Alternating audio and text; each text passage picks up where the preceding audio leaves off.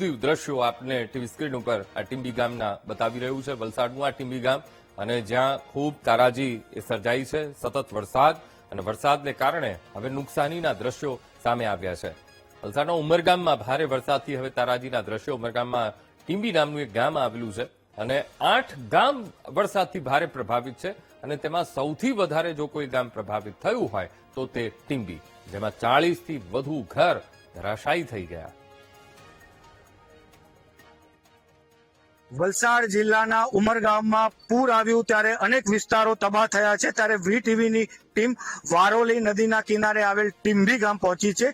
ટીંબી ગામમાં જે અત્યારે જે જગ્યા સ્થળે ઉભો છું, અહીંથી 12 ફૂટ ઊંચા વારોલી નદીના ધસમસતા પ્રવાહ વહી રહ્યા હતા અને જે વચમાં આવ્યું તેને તબાહ કરી નાખ્યું છે. ફરી એકવાર જે ઘર બતાવવાની કોશિશ કરીશ કે આખું અહીંયા જે ઘર હતું એ ઘર તૂટી ગયું છે. ઘરનો તમામ ઇલેક્ટ્રિક સામાન હોય કે પછી છત્રી હોય, તમામ વસ્તુ અહીંથી નેસ્તે નાબૂદ થઈ ગઈ છે. ગામમાં અત્યારે એકદમ ભારે ગુસ્સાનો માહોલ છે. લોકોમાં એક રોષની લાગણી છે. આવો વાત કરીએ, સ્થાનિકો પાસેથી પ્રયત્ન કરીએ. આપનું શું નામ છે? મારું નામ રોહન માછી છે. રોહનભાઈ, આ કયું ગામ છે અને કેવો માહોલ હતો? આ ગામ ટીંબી માછીવાડ છે. આ વારોલી નદીના બાજુમાંથી જતું છે તો પાણીનો એકદમ એકાએક પાણીનો પ્રવાહ આવી ગયો. અમને અલર્ટ બી નહીં કરવામાં આવેલા. એટલું પાણી વધી ગયું કે બધા કાચા મકાન તો તૂટી ગયા છે. અત્યારે કેટલા આશરે તૂટ્યા છે? આશરે તૂટ્યા છે 30 થી 40 ઘર તૂટી ગયા છે કાચા મકાનો. જેના પાકા મકાન છે ને એમાં ઘણું ભારે નુકસાન થયું છે. જેમ કે ખાવાનું, ફર્નિચર, અનાજ, કપડા, ગાડી, ટીવી વગેરે બધું જ નુકસાન, એકદમ ભારે નુકસાન થયું છે. કોઈ આવ્યું જોવા? હજી જોવા માટે આવ્યા છે પણ બાય રોડ તો રોડ નીકળી જતા છે. ઘરે એક પણ કોઈએ પગ મૂક્યો નથી આજ સુધી. ટીંબી ગામમાં ખૂબ જ નુકસાન થયું છે. આપનું નામ?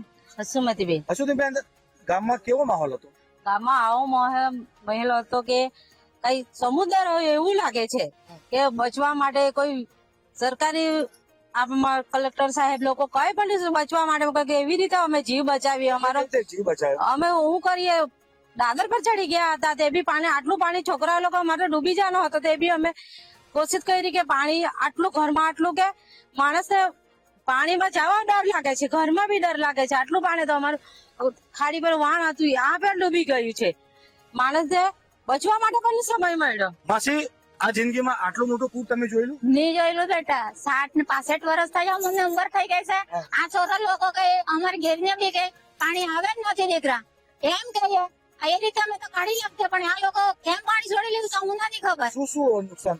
બધું દીકરા ટીવી છે, ખાટલા છે, પલંગ છે, બધું બહુ છે દીકરા, બધું બગડી ગયું. અમે ત્યાં મેરવેલું દીકરા, ગરીબ માણસ હતા, અમને તો કોઈ ગરીબ થઈ ગયા છે. આપનું શું નામ છે? અસ્મિતાબેન સાગર. અસ્મિતા, શું માહોલ હતો?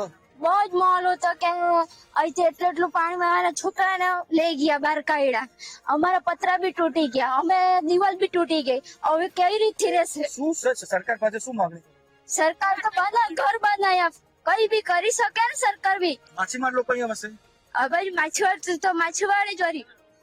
એટલે કે ટીંબી ગામના આ જે માછીમાર વિસ્તારમાં ભારે તબાહી થઈ છે. હવે સરકાર તાત્કાલિક અહીંયા મુલાકાત લે અને જે પણ નુકસાન થયું છે તેનો સર્વે હાથ ધરે તેવી માંગ સ્થાનિક લોકો કરી રહ્યા છે. માનવ ઠાકોર, વીટીવી ન્યૂઝ, ટીંબી, ઉમરગામ.